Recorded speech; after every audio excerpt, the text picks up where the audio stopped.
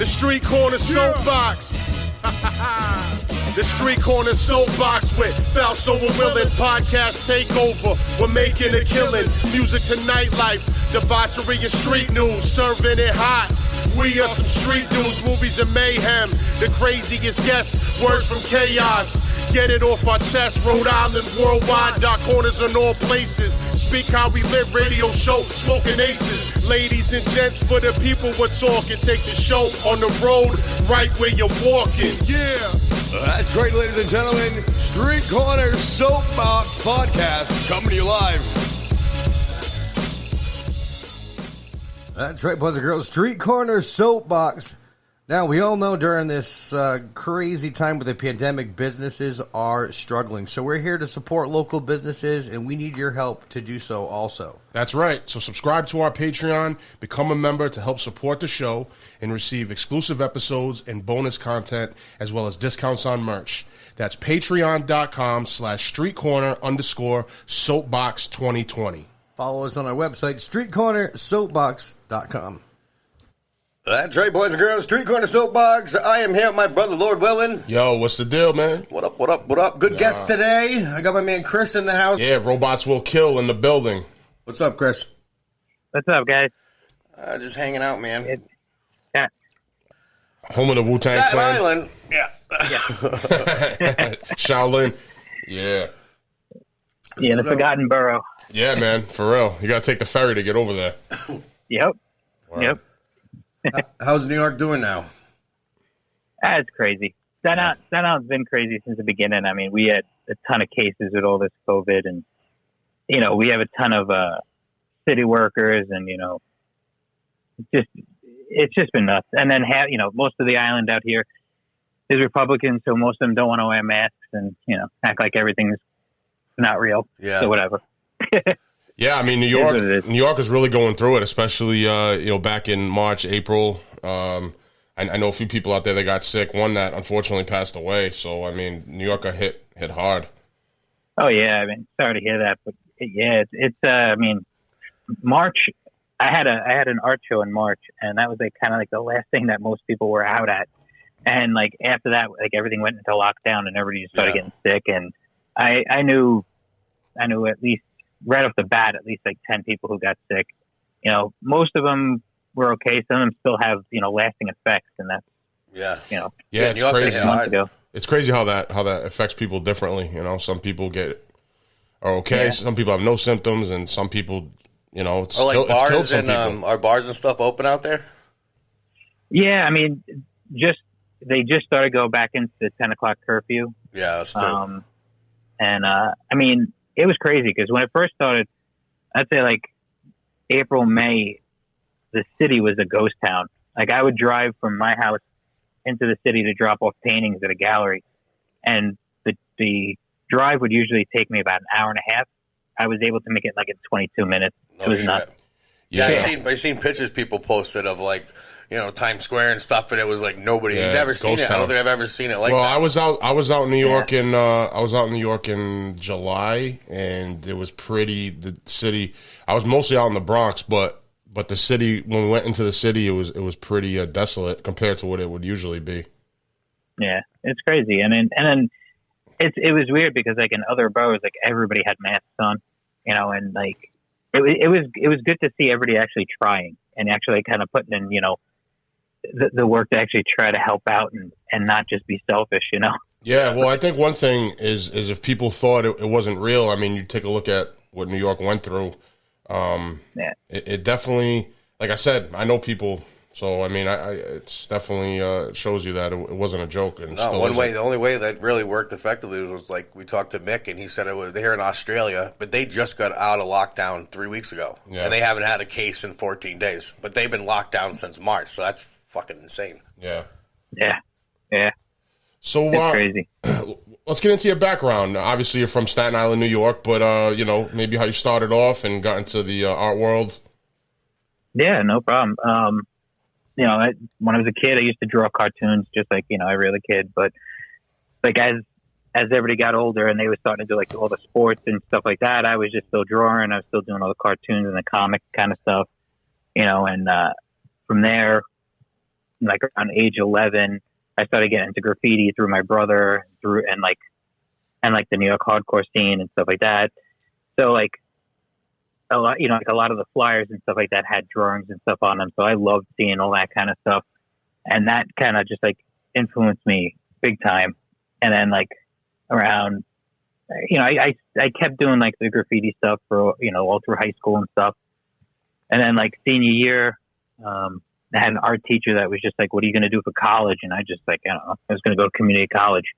And she's like, "No, you're gonna go to art school." And I was like, "Sure I am." She's like, "No, we're getting you." I'm just like, I didn't. First off, at 17, this is in the 90s. I had no clue there's a thing called art school. Yeah. And I just kind of So she was like, "Oh no, let's get you a portfolio together." So we put together a portfolio, and I wound up getting into FIT in the city. And then after that, I went into Hunter to get my BFA. Graduated, and through that whole time, I was trying to kind of go into galleries, still doing the graffiti and stuff like that, but I wanted to kind of try to get into the whole showing aspect of it. During that time, I was also like doing T-shirts and sticker designs and all that kind of stuff. Yeah. But like art shows kind of like really intrigued me. I always kind of like the idea of, kind of being in a space that kind of forced the people to look at the work. Mm-hmm. Because like growing up in graffiti, anybody could walk past your stuff and they couldn't give two shits. They could just walk past it, you know. But if you brought it into the gallery, those people had to look at what you were showing them.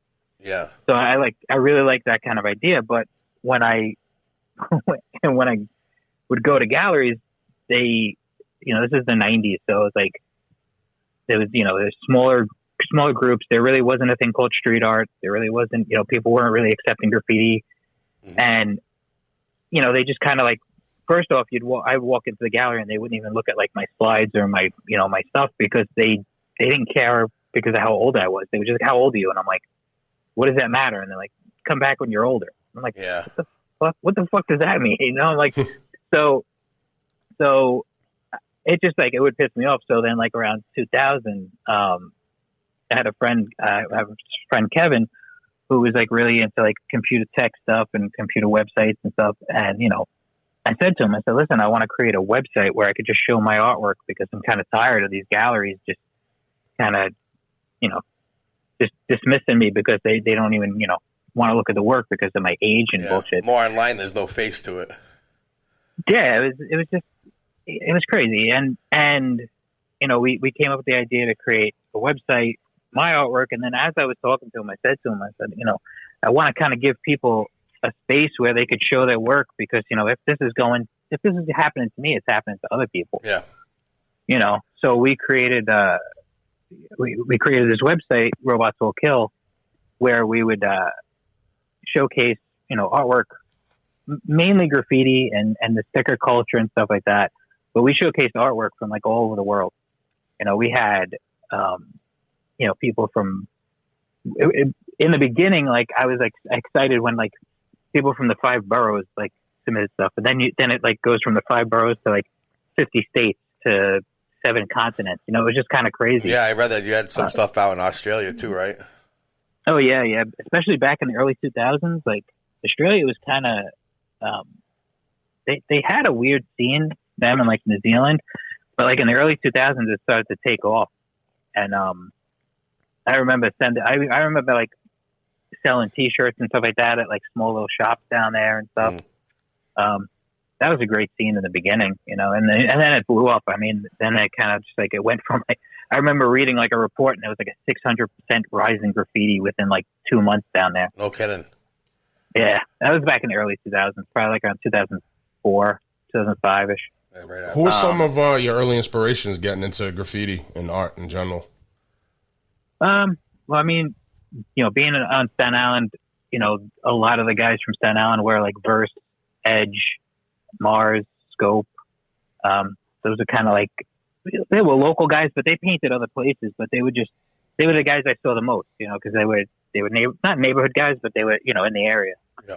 And then once I was about 13, I started trooping into the city, and that totally just opened up the whole world. I mean, I just got to see so much more stuff, getting to see like Lee murals, in person was incredible back then, and it was just the city was different, it was just grilled, everything was hit, like Dual, JAMQ, like all those guys. My brother, I was going to ask you if you were familiar with MQ, but you just said it. Oh yeah. I was lucky enough a couple years ago. Me, him, and Scam Dust did a collaborative. Okay. We did a collaborative shirt and sticker. And nice.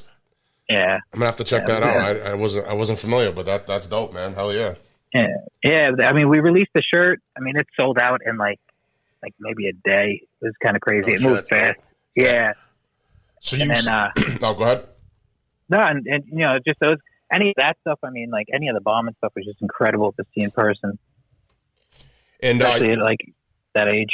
You said you were going to hardcore shows too? Yeah, like around 88, my brother started going to shows like around 80, probably like 87, 88.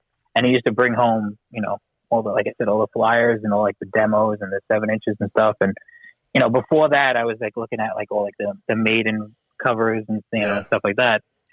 So like to see something like more stripped down and like, for lack of a better term, punk rock, it was just like, it was awesome to see. So I was still a little too young to go to the shows with him, like in 88. So I started going to shows like around 90 with him, which was that was incredible. Like listening to records was one thing, and then getting to see a hardcore show in person just was like mind-boggling. It was just like, at that age and that, I was just like, this is for me, it was just incredible. What were some of your earlier shows that you can remember? One of the best shows that always sticks out in my head is Killing Time. Okay. Seeing Killing Time, it was like this spot out in Jersey, actually. And that was actually the show, seeing them live. I just turned to my brother and I was just like, I don't want to, like, I couldn't give two shits about sporting events. I couldn't give two shits about any of that other stuff. Like, this is what I want to do in my free time. Like, I want to go to the shows, and that's that. So Killing Time, was that one of your favorite bands? Yeah, Killing Time, Sick. The bands that I always and still love to see because they still put on great shows. Killing Time, Sick of It All, Madball, H2O, Strife, Indecision.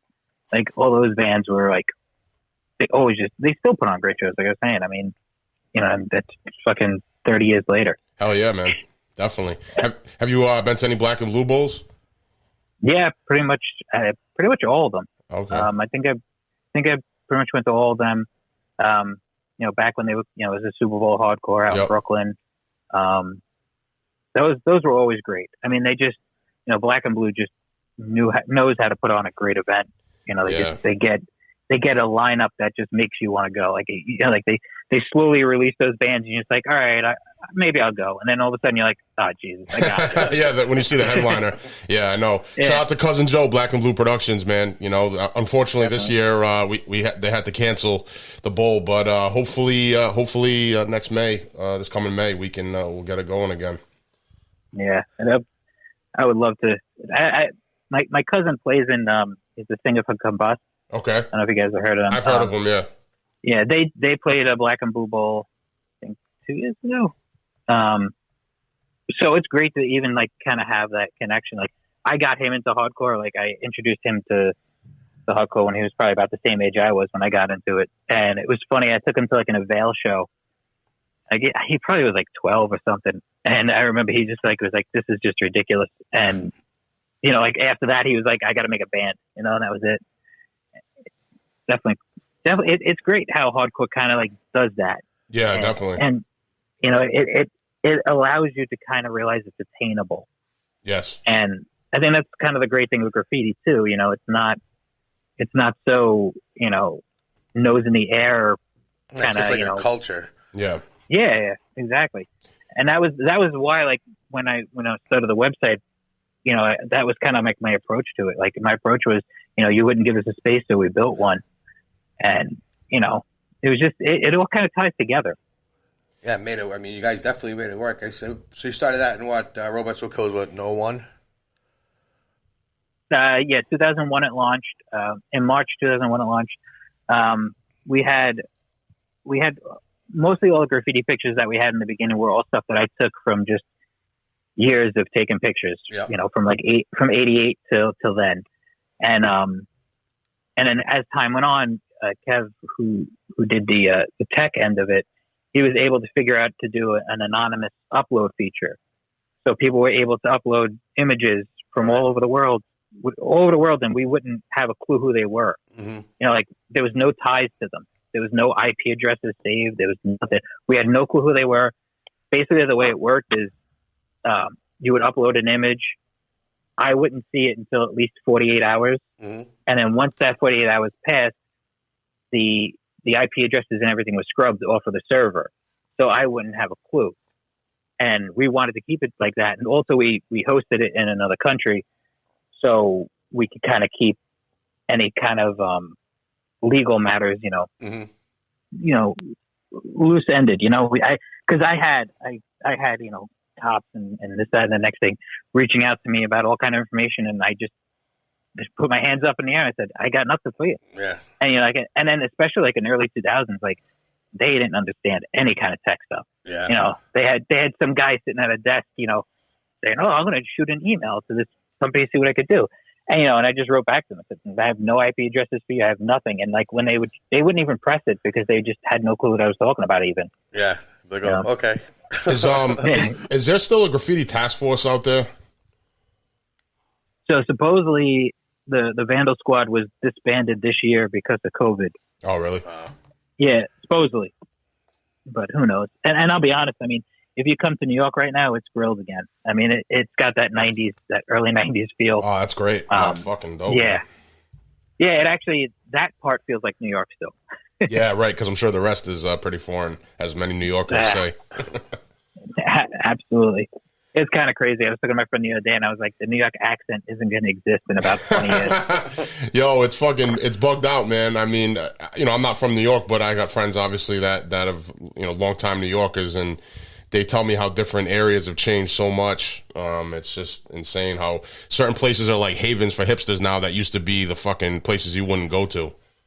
Oh, absolutely. Alphabet City, one of the places. Yeah. I remember as a kid, like we wouldn't go to certain areas, and if you would go in those areas because you knew somebody, and then it just all slowly changed. And now, I mean, you can't even touch, an apartment or a storefront for, probably like a couple grand a month. Yeah. Easily. Yeah. Well, I think it was Hoya was saying fucking some places $5,000 a month for a box. Yeah. And it's not even a nice fucking, like, it's not even a condo. It's like a fucking little box. Yeah. And I've been in them, so I know what he's talking about.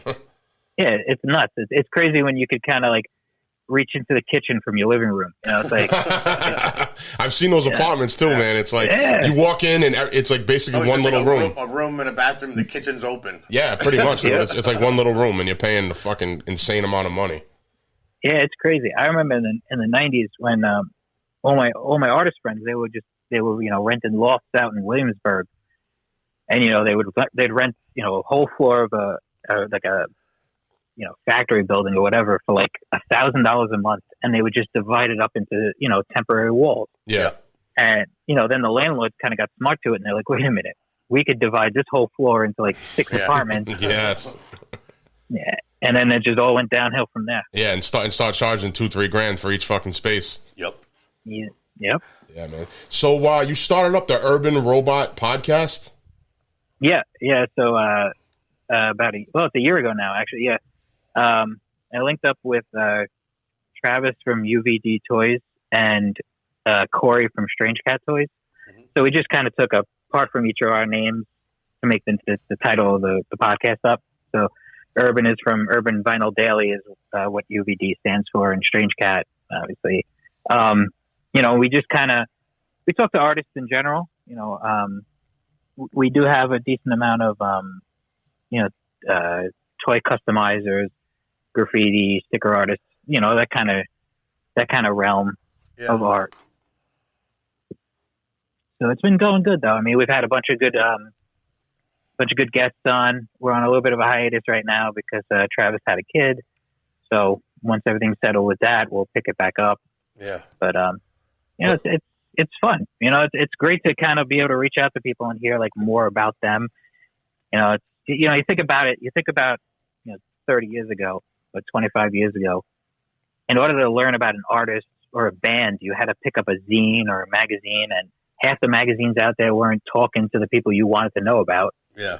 You know, now at least with podcasts and stuff like that, it's like it just opened up the doors. You know, Yeah, it's changing the game. Yeah, you definitely get a cool reach. I mean, you can talk to people from all over, anywhere. You know, it's definitely a cool thing to get into. Where can people hear the podcast? We're pretty much on every single podcast service. Okay. iTunes, Spotify, any of those. Okay, so make sure you check out the Urban Robot Podcast, everyone. Available wherever you listen to your podcasts. Yeah, I got a hand too. You started a merch company, I think it is, like No Love City. I got your big cartel. I don't know if that. I was just going to ask you about that. So No Love City they're a company out of Chicago. I just work closely with them. I do a lot of collaborations with them. Yeah, I mean, I've printed T-shirts and stuff like that for years. But I'm gonna be honest with you, I can't stand shipping stuff anymore. I can't stand dealing like with all that stuff anymore. So when a lot of companies come to me to like do collaborations, I'm more than happy to do them. Granted, I'm not getting as large as a cut as Well, if I was doing it myself. You don't have to do nothing though. You don't have to deal with the headache of shipping everything out. Yeah, exactly. I don't have to wait. Big Cartel does that, right? Do they ship it for you? No, Big Cartel, they'll do like the ship preparation as far as like the labeling and all that stuff, but they don't actually ship the product for you. Oh, really? Yeah, because that's the stuff that drove me crazy. After 20 years of doing it, I was just like, I can't do this anymore. I was like, I can't waste it like days just packing orders. If I release a pin and there's 100 pins and they sell out in a day, now I got to pack 100 pins. Yeah, that's a pain in the fucking ass. Yeah, I much rather be either painting or going to a show. You know? So. What types of collaborations were you doing with No Love City? So originally, the first thing we released was a hat. The hat we did 2 runs of it sold out in like a day or two. The more recently, we've done some T-shirts and some hoodies. We did a T-shirt that sold out really fast, so we wound up doing pre-orders for the next 2 releases. So we had a pre-order for a regular T-shirt and a zip-up, and then the most recent one that we just launched this week is a pullover hoodie and T-shirt. Oh, word. Dope. Couple things I want to ask you. I want to touch back on the graffiti a little bit here. I find it interesting how a lot of the early hardcore show flyers were actually graffiti artists doing them. Did you ever do any flyers yourself? Yeah, I mean, back in the 90s, like the mid 90s, I had a whole bunch of friends that were in bands or that were kind of tied to bands. Friends who did zines, so I would do flyers for them, stuff for zines. It was always just kind of fun to do that kind of stuff because, like I was saying before, I kind of loved the idea of those 2 worlds mixing. Yes. Like I remember as a kid, like, getting those flyers and knowing that there was something special. And so like when I'm in the mid 90s, when I was doing it for my friends, like I kind of felt that again. I felt that I was at least, kind of contributing to that. So I would do a lot of local shows because then, like I was like in like 95 to like 98 on Staten Island, there was a lot of local shows that kind of had, good bands come through. I mean, we had, Sick of It All's played out here, Avail's played out here, H2O, Ensign, Catharsis, Good Riddance. There was a whole bunch of actually good bands that played on Staten Island. What are the venues? What are the venues out there? I don't think I've ever been to a show in Staten Island. Well, right now, all the venues are gone. Right. Yeah, we had there used to be a place called the Rock Palace that was really kind of, it was just like a generic bar with a stage, but they threw pretty good shows there. There used to be a place called the Red Spot. There was a place called they used to call it the Joint. What it was a VFW hall, like a community hall kind of thing. So that was a lot of good there was a lot of good shows there. Like I don't know if you ever heard the band CR. No, CR, it doesn't sound familiar. They were kind of like a really fast, heavy, basically their songs were like under a minute. Okay. You know, and they were good and they were tight, and the shows were always just a fun time. So they played like that venue a lot. Like nowadays, I don't even think. I mean, we had actually Lamore's. Yep. Lamore's from Brooklyn actually moved out to Staten Island for a little bit. Yeah. How'd that work? So typically, what happens is people who live in Brooklyn end up moving to Staten Island, and then eventually move to either Jersey or Florida. Really? Yeah, Florida. Definitely Florida. We know that. Yeah. So it's just kind of like, you know, people from Queens go out to Long Island, and people from Brooklyn end up on Staten Island. Basically, they'll move out here, you know, and the first thing they'll do is put concrete over their grass. It's like the funniest thing, like the most ridiculous thing. But so I'm not sure if the owners lived on Staten Island to begin with, and then just, you know, when it closed down in Brooklyn, they just found a space in Staten Island and opened it. But you know, the shows, they had some shows there, but it was a really weird kind of venue, the way it was set up. The stage was like kind of higher, and then like the shape of the room just didn't do the best thing for the sound, you know. So before COVID, how was the scene out there for shows? I kind of died out on Staten Island. I mean, there was kind of a resurgence a couple years ago. My cousin who plays in Combust, he used to have a band called Vice, and he used to throw a lot of shows and get a lot of like kind of the newer hardcore bands, you know, playing out here. But those were mostly at like VFW and church, like VFW halls at churches. Right. You know, now that was the thing. You know, they had he had a PA system, you know, got him to play, and it was just like a nice homegrown kind of show. Yeah, man, those are sometimes the best shows, you know. Oh yeah, I remember from probably like around 96, 97, going to see like Snapcase, Earth Crisis, Sick of It All, Strife, all at those little VFW halls, like String 691. Like it was just like there was a show every weekend, especially in places like Jersey, Philly. Like we just hop in the car and just drive, you know, to any of those venues, because I mean the show was like $5, $6, and you got to see like, you know, Bloodlit, Ignite, Mouthpiece, just so many good bands. Yeah, it was the scene was definitely different back then. I actually remember going to a show in Long Island, and it was at a synagogue. This was a while ago. Yeah. Scarhead played. I was on the road with them, and that was pretty dope, man. It was they just took over the synagogue. Yeah. And that's how it was. I mean, I seen a ton of shows out in Long Island. I mean, there was a place called the PWAC, which was the People with AIDS Coalition, and they used to just, like, Silent Majority played there. I remember seeing Snapcase with Refused there, back when Refused was like nobody. It was just like great how like those kind of like venues would have shows, and it just doesn't seem like people do that stuff anymore. You know, now it just seems like it has to be a legit club half the time. Yeah, I mean, I still see it out here. I mean, obviously this is pre-COVID. I mean, I still see shows out here from time to time that'll be at a Elks Lodge or a fucking VFW, but it's kind of few and far between, and the shows ain't like they used to be, where, like you said, every fucking weekend, sometimes a couple times a week. When, you know, when I first started going to shows back in the day, both hip hop and rock, you know, hardcore, whatever, it seemed like there was a lot more going on, and now it's just, even like I said, pre-COVID, it was maybe like once a month. Yeah.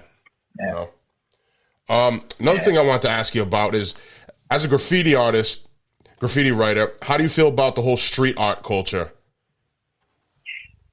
So, I mean, like, I kind of fall in between both in a way, because like I grew up in the graffiti kind of scene, and then with the work I kind of do, people will kind of associate more with the street art stuff, especially like with doing murals and stuff. Street art, I think the problem with street art is I think the term is just too loose, and I think anybody who does anything nowadays that looks somewhat graffiti-esque or, you know, kind of graphic, they kind of throw it in with street art. Yeah. These are people who, you know, like for me growing up in the scene and seeing graffiti and seeing street art stuff coming up, street artists did stuff on the street as in illegal stuff, not legal stuff. Right. You were putting up wheat paste, you were doing stencils, even if it's stickers, you were doing those kind of things. Now street art's kind of just become this like blanketed term where if it's seen on the street, then it's considered street art. Yes. Even if you're just doing murals and muralists, because muralists existed for, hundreds of years, but now muralists fall into street artists. Yeah, that's true. And then I think that's one of the main problems. And I think one of the other problems with street art is a lot of the street art, coming to the graffiti culture, you have to know the history. Right. You have to know, there's a foundation there. In street art, a lot of these kids, they go to art school, they graduate, they go get buildings or whatever, and they don't acknowledge the history, one, and two, they kind of use it as a stepping stone. I see a lot of them. They kind of it's like the community college of fucking art, the art world. It's like that's a good way to put it. It's like, I'll do street art for like a year or two and then get attention from these galleries, and then now I'm a contemporary artist. Now I'm not a street artist. I'm a contemporary artist or a political artist or whatever. So it's like, to me, that's sketchy. And I think another problem is without knowing the history and not knowing, a lot of the street artists don't acknowledge the culture, for example, the culture of it all, or like, for example, they go up to a wall and there's a, like a fill-in or a throw up on the wall. They should respect that. They shouldn't put a wheat paste right over it. Right. And they don't take that in consideration. They just literally just paste right over the fill-in. And then they don't understand why a graffiti writer wants to kill them. It's like, Well, originally that was like a form of disrespect. Yes, you're tagging over somebody's shit. 1,000,000%. Yeah, you catch beef for that, bro. Absolutely. And, I get it. Your wheat paste is beautiful and you took your time to do it. But that fill-in, that throw-up, that person took the time to develop that. They didn't just, come out of high school and know how to do it. Right. So, that's what I think. I think a big problem with the street art and the graffiti world is I just think that there's just a respect level that just needs to kind of be, acknowledged from both ends. Reinstalled. I agree. And some of the old heads I know, old graffiti writers, have said with graffiti, you came up, you fucking paid your dues, you caught tags all over the place, you risked life and limb to get your shit up there. And now, the street art stuff is these kids, they don't go through any of that.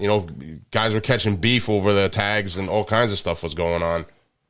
Absolutely. And I mean, part of that, 100% I agree with that.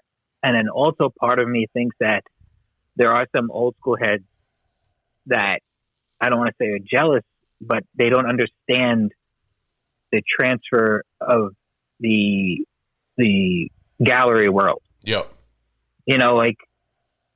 There's a lot of old school heads that have amazing work that could easily get into galleries and turn it into a living. Sure. Yeah, definitely. If you look at people like Crash, Futura, guys like that. They took what they were doing and they made it into something, more, something else. And I think there's some old school graph guys who either don't understand how to approach it or are, I don't want to say stubborn, but can be stubborn. Yeah, definitely. But that also comes with it. It comes with, it's graffiti, graffiti is not just graffiti, but art in general. I say this, art is a very selfish thing, and it's in the sense of, you're a graffiti writer, you want to put your name up somewhere because you want people to know you were there, and that's a very, and I'm not saying it's a bad thing. It's just a very selfish thing.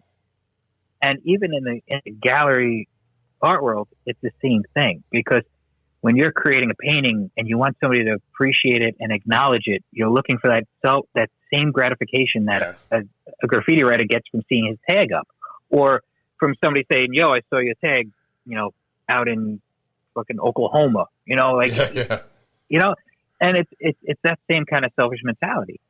And I just think that it's hard for some graffiti artists or even street artists to kind of figure out a way to kind of jump into that realm. Yeah, definitely. I mean, I think if you're a naturally talented artist, you're doing graffiti, there's an evolution there where you might say, well, I'm going to go from tagging up walls and doing stuff like that to maybe trying to make my stuff more legit. Yeah. Absolutely. But at the same time, you know, there are people who are bombers and that's it. And that's what they love to do. And God bless them, because listen, it makes a commute more interesting. Yeah. You know, yeah, for sure. You know, and, I always joke around, you know, with my wife, you know, I'm like, listen, I know where I'm going because I see the graffiti landmarks, you know, like yeah, right. You know, like, you know, it's funny. It's like, you know, make a left at this, you know, it's like, and it's the truth, you know, it's like, so there has to be they all kind of have to exist, you know, and I'm not, you know, not necessarily coexist, but they all need to exist in order for there's some kind of legitimacy behind it, you know? Yeah, I would agree with that for sure. I mean, you can't stay stuck, you know, in one lane forever. I mean, I guess you can, but yeah, but when you're stuck in that lane, I mean, some people that's what they want. You know, and if you want to literally just catch 50 million tags in your life, that's it, and that's what you like. That's what you like. You know, nobody's saying you have to now do a burn, and that's going to amaze everybody. Right. But that it all just has to kind of like lead to each other, you know, in a way. Yeah. You know, it's kind of like when you didn't probably jump into listening to hardcore. You probably heard metal. You probably heard metal first. Yes, exactly. And then you went from metal to punk and hardcore. Yes. And then when you get old, you get into rockabilly. That's how it goes. I'm already into rockabilly, country, whatever. No, but you're exactly right, man. Sometimes there's a natural progression, or not even sometimes, a lot of the times. But I guess some people get, they want to do one thing, and all the more power to them. But I guess it depends what you want to do, where you want to, what you want to aim for. What your main goal is. Yeah, exactly. Yeah. Some people just want, like I said, some people just want to bomb. Yeah, no, I mean, I love seeing that shit too. So I'm not mad at it. Yeah. But don't hate on the next guy for bringing his shit into a gallery or fucking getting involved with clothes. Well, you gotta adapt. You gotta change your mind. They're stuck in the old way too. Yeah, it happens in all culture, man. Music, everything. Yeah, absolutely. Think about it this way. Bring it back to hardcore. Everybody, when they first heard like Leeway, didn't get it at first. Yeah. They're like, oh, it's too metal, or it's too this, it's too that. Or like the second album from certain bands. It's like, oh, I like the demo first. I like the demo better. Like that mindset is just kind of ridiculous. Yeah. Because like, are you literally going to listen to the same 6 songs for 40 years and be happy? That's a great point. That happened to AF. They when they started getting the heavier sound crossover thrash. Cause for alarm type shit. Some people didn't like that. Yeah, well, like one voice, like people just didn't get a lot of those records. Yeah. And then then they jump to do something like Something's Gotta Give, and then everybody wants to panic about that and be like, oh, what are they? Now it's like are they street punk now? It's like literally like, do you just want that band to just exist in that era? That like yes, 2 years. Some people do. They do. And I was lucky enough where I got to see like bands when they first had like only their first 2 records out. Like I remember going to see Sick of It All and seeing, stuff from Just Look Around and Prior, and then Scratch the Surface and Prior. It's like I was lucky enough to see just those kind of, those sets. And like nowadays, yeah, sure, I want to see some of those songs. At the same time, I mean, some of the new stuff is so good and just so heavy and just different, but then you have that crowd who only wants to run out and dance for Pete's sake, and that's it. Yeah, yeah, I've run into that too, man. People are closed-minded to certain things, but I think when you create art, as an artist, there's a natural evolution that you're going to want to experiment and try different things out, and some people just don't get it. Well, yeah, I mean, that's the thing is, I mean, like, it's even like with my work, like I'll do a painting that I feel is, I try to do some different stuff, and then I'll show it to somebody and like, oh, it's cool. Where's the robot? It's like, what? It's like, like they want to see, they want to see your greatest hit. Like they get hit. Yeah. Yeah, man, for sure. What are you currently listening to right now for music? Since we're talking about it. right now, I just picked up the new Aesop Rock. Okay. That's really good. Word, I haven't heard that, but I'll have to check it. The new Run the Jewels, and listening to that.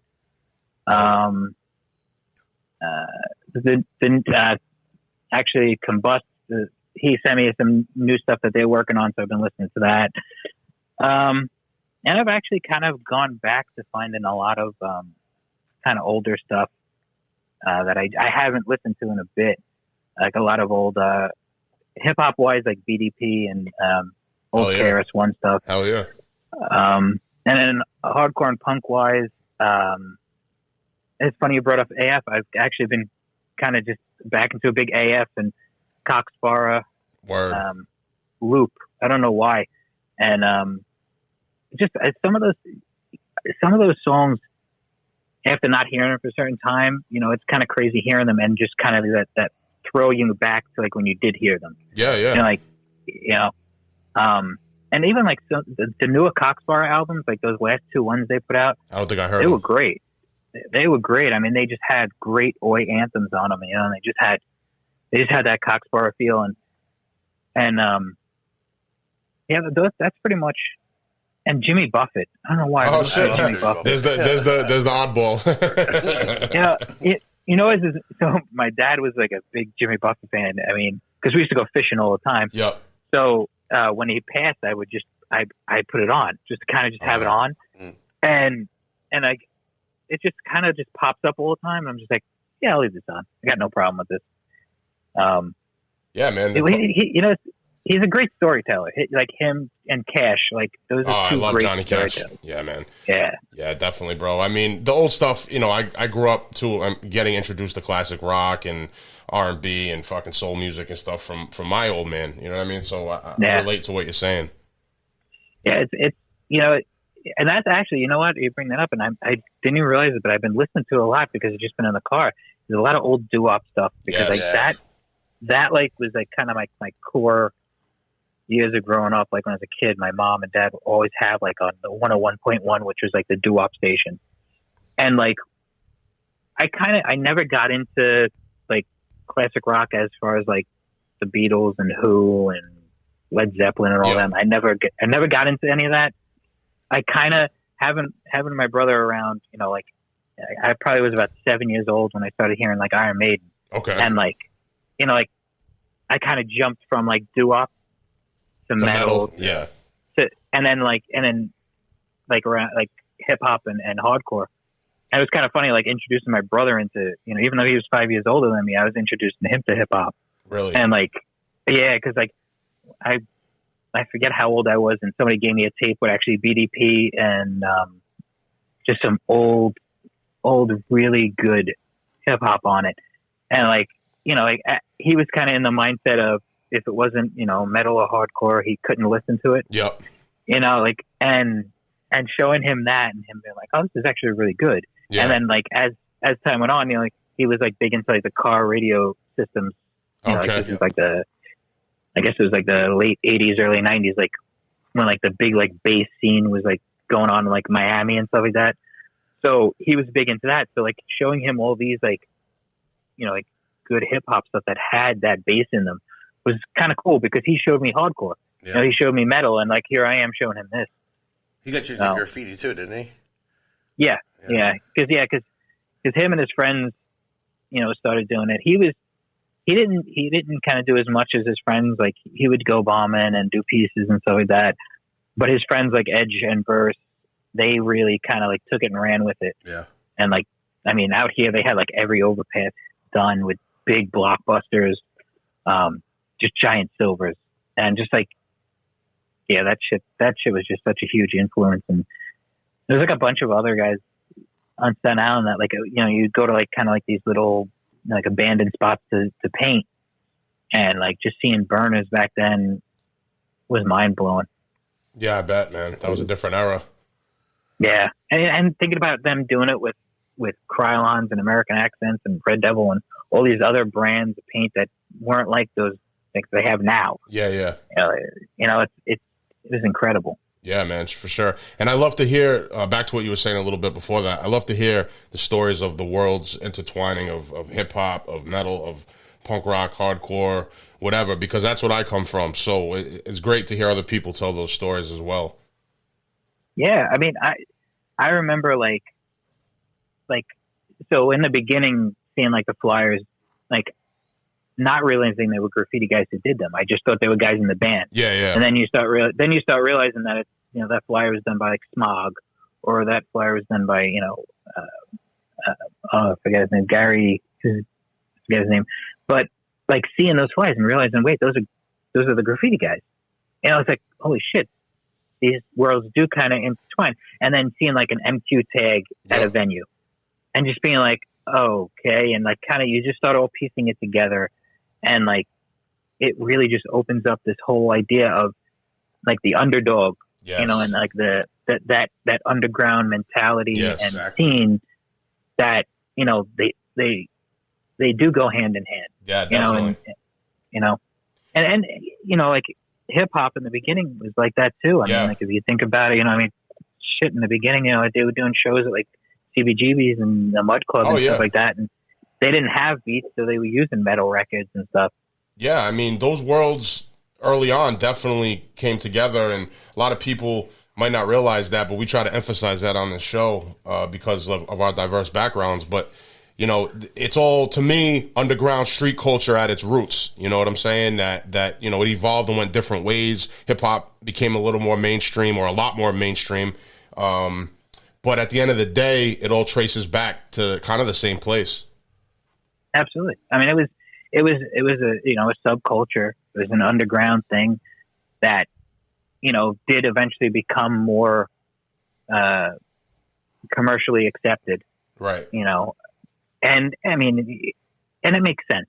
I mean, not for nothing, I love hardcore, but I know that I can't listen to it every day at 8 o'clock at 8 o'clock in the morning. You know, it's like, you know, like I'm commuting and I'm just like, I can't listen to this right now. You know, it's like I need something a little bit more mellow. Yeah. So, you know, and you can kind of see why it was accepted more than something like punk rock and hardcore. Yeah. Even though, you know, punk rock, you know, it did kind of have its two, you know, in 77 and, you know, in the 90s when it kind of like was able to start coming into modern culture. Oh yeah, definitely. But it still wasn't fully accepted. No, and you had your whole pop punk wave of too, you know, bands that you would consider pop punk and stuff like that.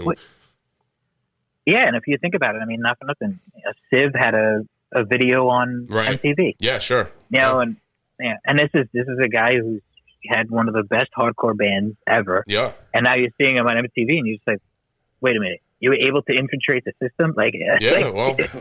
You had Jamie from Hatebreed fucking hosting Headbangers Ball, and there was other, even AF and I think Cro-Mags, they were playing their videos and stuff like that. Yeah, I remember, Jesus, I remember that. Jesus. And like, I think there was a Judge had a video. Oh, really? Yeah, I believe so. And I think there was one other hardcore band that kind of had like a video and, you know, granted they probably played it once. Yeah, but it was still kind of crazy to know that they were, you know, and then you saw stuff like, you know, like people forget about this, but one of the best records that ever came out was the Judgment Night soundtrack. Oh yeah, man, we talk about that all the time. Yeah, there's so many people forget about that, and I mean that was such a great kind of crossover, and then seeing like, you know, Onyx doing a video with Biohazard. Yeah, you know, great record. It's crazy. Yeah. No, like, you know, it's like I said, it's all that kind of underdog kind of, you know. And what's funny too is because in hip hop, you know, hip hop kind of, the only people who stay kind of on the top in hip hop, you know, say for example, like Jay-Z, or Eminem, like they're the only guys who have ever had records that did well for, you know, past two records. Yeah. Everybody else, you know, hip hop, you know, kind of almost like chewed artists up and kind of spit them out. You know, I mean, even if you look at something like the Wu-Tang, who, you know, every record they did was great, but after, you know, the first album and Wu-Tang Forever, yeah, you know, those two just we're the pinnacle, and then after that, it was like, no, you're not in the main focus anymore. Yeah. You're still you've kind of now returned back to being an underdog. Yeah. You know, and the only thing I would say is they built a strong, very strong cult following and brand where they could take that across the world. Yeah, but what's crazy is they don't have the rights to the clothing. Yeah, that's true. That's why you see it everywhere now. Really? Yeah. That's a fucking bad hit. You see Wu-Tang clothes, like you go to Newberry Comics and there's Wu-Tang stuff all over the place, but it's not like, like he just said. Oh, they got burned bad. Yeah. From my understanding, the stories I've heard over the years, because I've had friends who, have been close to them. I'm sure, yeah. Living on the island. I've heard all kinds of stories, one story being like, the guy who put up the money for like them to record the first album got the rights to the clothing, and they kind of lost those rights, and I mean, like right there, if you think about it, I mean, there's a Wu-Tang symbol on everything nowadays. Yes, yes. So I mean, like that had to be a huge hit to them. Oh, that guy's guys made more than them. Yeah, I mean, and I'm surprised too because like RZA and his brother, they're really good. They seem to be good business guys, like from watching the documentaries and stuff. Yeah, but back then I think it was it was so long ago. Yeah, right. Yeah, you got to remember, like 92, 93, like you just want to get something made. Yeah, true. And that's the hard thing, in the art, and music world. I mean, you literally would try and you'll do anything to just get your name out there, and it kind of bites you back, sometimes, Yeah, definitely. Let me ask you this too. Growing up on Staten Island during that period, how big was the Wu-Tang buzz there? No, it was huge. I remember seeing the video for Protect Your Neck on. So they used to buy like blocks of time on public access. Yep. And they would just play that video over and over. Really? Yeah, and it would be like 3:00 in the morning, and I'd just be like just flipping through channels, and I just see this video, and I remember the first time I saw it, and I was like, "What the hell is this?" and then I'm like, well, this has got to be Staten Island because it's public access. Yeah, and then like seeing stuff in the video, and I'm like, oh shit, and I recognize this, and then hearing Protect Your Neck on, I think it was Stretch and Bobbito one night, and hearing Swinging Through Your Town like a neighborhood Spider-Man, I was just like, what the fuck is it? It just all kind of starts putting together. And then like I talked to my friend, and he's like, yeah, I just put a demo tape from a guy out of his trunk. And I'm like, what are you talking about? And it was the Wu-Tang, their first album. Really? Like as a demo. Wow. Yeah. And I was just like, holy shit. And then just seeing and then, you start seeing them around in different places, like at the mall or the movies. And then like, it becomes like urban, like legend, yes, it's like, yes. And it just all builds. And then you're just like, oh, I heard Method Man lives, on this block. I heard Bros. And it was great because, I mean, Staten Island is the forgotten borough. Like we, a lot of people don't realize a lot of stuff that did come from Staten Island. Like, for example, David Johansen from New York Dolls. Okay. He's from Staten Island. All right. He's from Staten Island. And he's lived here his whole life. But people just saw them as the New York Dolls. They didn't say, oh, that's, David Johansen from Staten Island. So it's kind of funny how, like, a lot of the people from Staten Island just kind of get lumped in being from New York. Whereas there'll be people from Brooklyn who are like, he's from Brooklyn. Yeah. Yeah. Why is that? I don't know. I think one reason I think it has to do with, Staten Island is a Republican borough. Mm-hmm. 1, 2, it's a suburb, and it's kind of distant enough for people to kind of just like think there's like no credibility to it because they think it's kind of like it's Staten Island. Yet they don't realize, for years, like the highest murder rate in the beginning of the year was always on Staten Island, like for multiple years out of all of New York, which, it's kind of crazy because people forget that there's projects on the island. Oh yeah. They forget what is that, what else is out here. Yeah. No, they just think, it's, backyards. Yeah, Staten Island, backyards and Guidos. No, there's a lot of history there for sure. I mean, musically, I guess I would say Wu-Tang probably put it on the map. But then you said New York Dolls as well. which I didn't even realize. But yeah, I'm sure there's. I mean, some people have told me like Staten Island's a bit of a different world. You know what I'm saying? Coming from the the boroughs on the mainland. It is. I mean, first things first is our public transportation out here sucks. So if you lived out here, you basically had to have a car. Because like if you travel into the city, you know, from my house into like Manhattan, say like Midtown, like around Times Square, it would take me 2 hours. Oh wow! Just you know, because I'd have to walk to the train station, take the train to the ferry to the subway, you know, and it's just long, you know, it's just a long fucking commute. So like that's one thing, and two, I mean, you know, people come from the city and they're not used to seeing backyards. They're not used to seeing, you know, like neighborhoods. Yeah, like suburban type neighborhoods.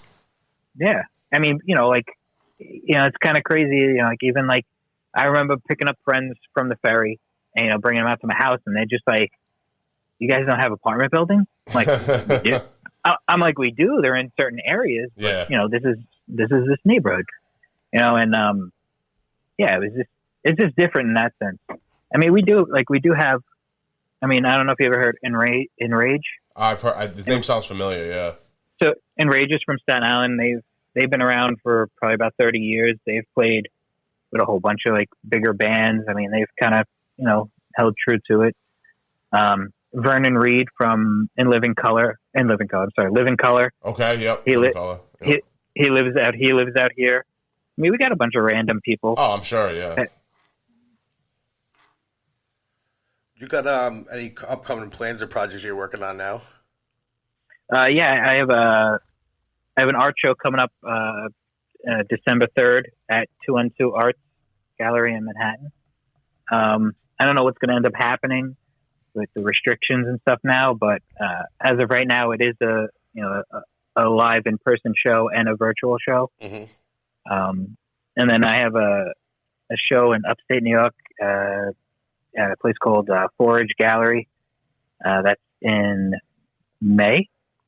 Oh. And then a show down in Florida in Tampa in August. Oh, nice. And yeah, so I've been working on a lot of shows. I got a lot of other little collaborations coming out. I mean, I just had the pint glass come out with beer canvas that sold out really fast. Oh, yeah. Those are insane. I wasn't expecting it. They sold out in, there was 100 glasses. They sold out in under a minute. Wow. Holy shit. Crazy. Yeah, that was pretty crazy. Wow. And then you definitely don't have a hard time getting rid of merch. That's for sure. No. Your stuff definitely sells.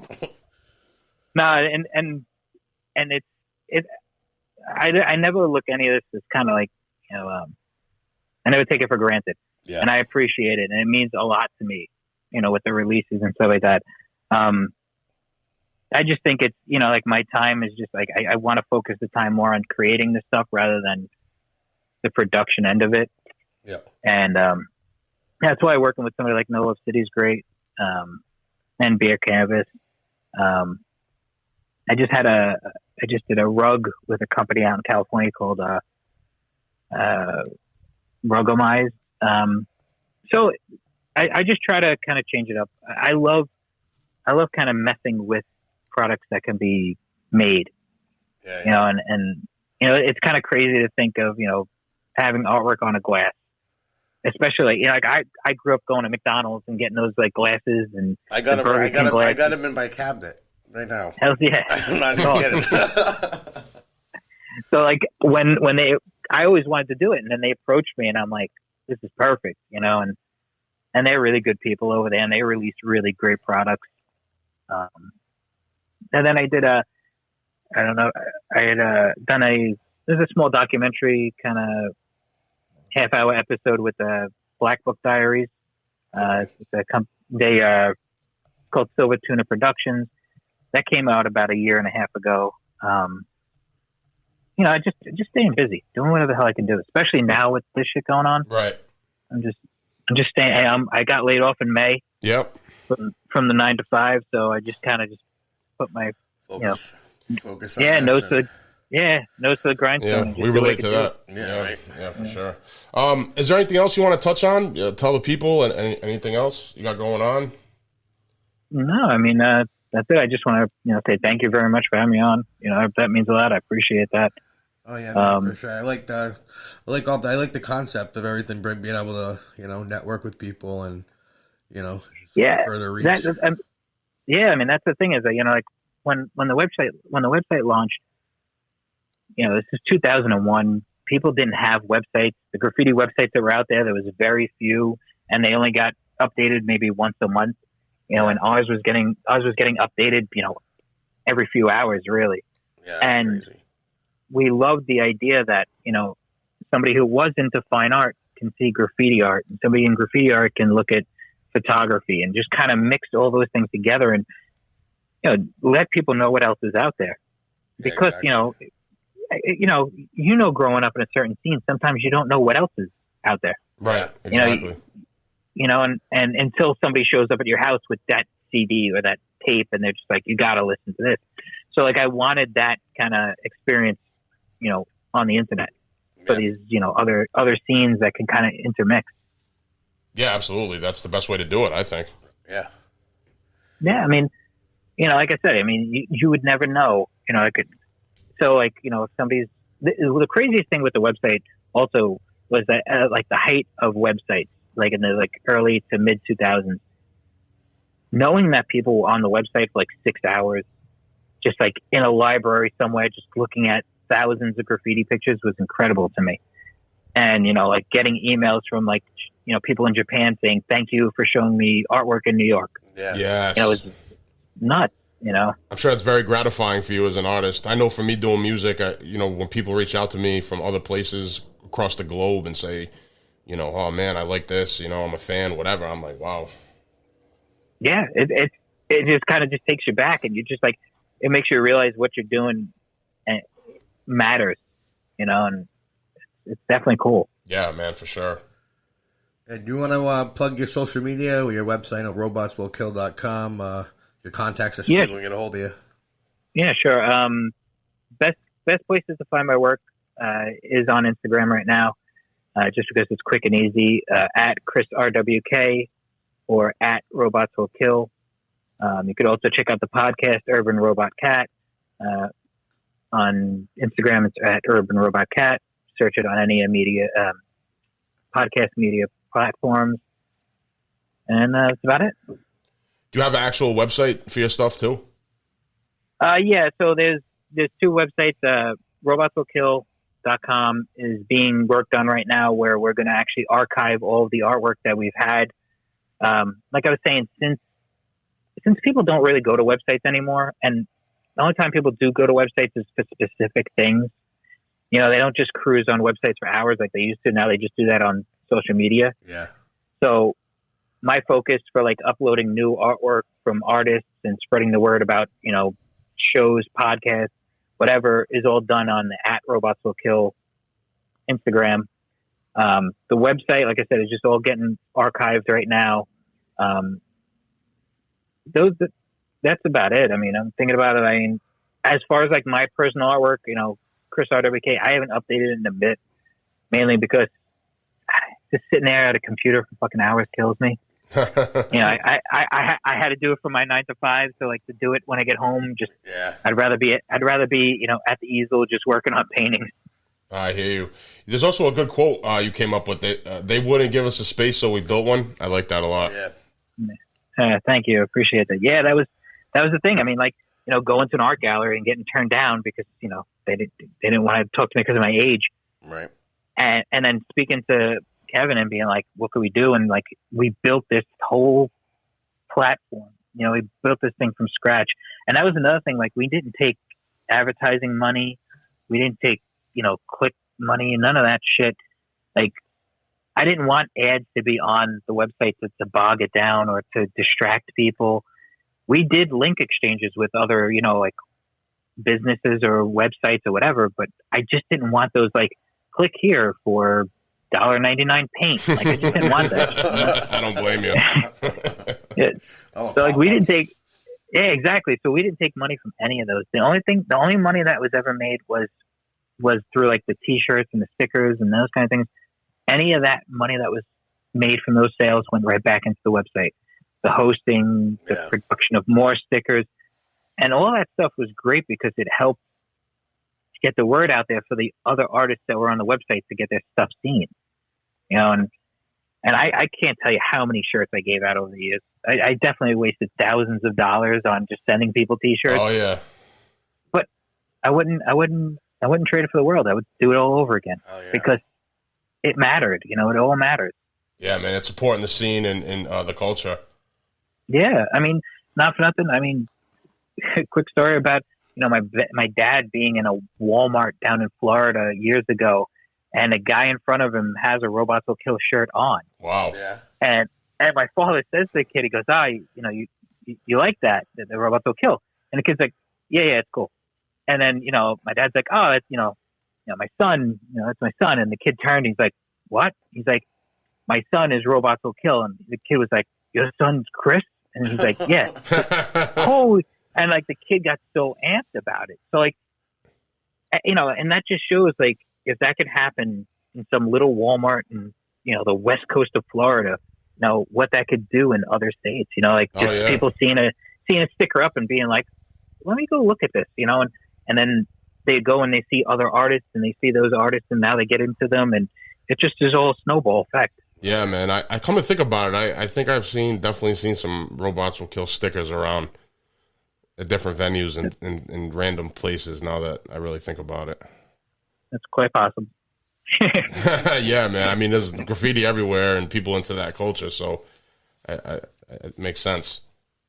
Yeah, and that was another great thing about like with the sticker culture too is like, especially in the early 2000s, everybody was very supportive of each other, and like I could send stickers to somebody in Massachusetts, and then they would send me stickers, and now my stickers would be up in Massachusetts in places that I would never be, and then their stickers would be up in New York City where they would never be. Right. And it was just like this great supportive scene. I mean, it kind of fell off over the years, and kids just started kind of collecting the stickers and started treating them like baseball cards. Yeah. But that was for me. That was sending my demo tape out, to a random person who might want to hear it. Exactly. So it all kind of goes back to that kind of punk rock, hardcore DIY mentality. Yes, DIY, 100%. I agree.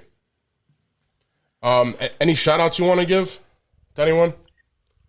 I'm going to be honest. I don't want to select a few people because then I don't want to hear from anybody else. Yeah.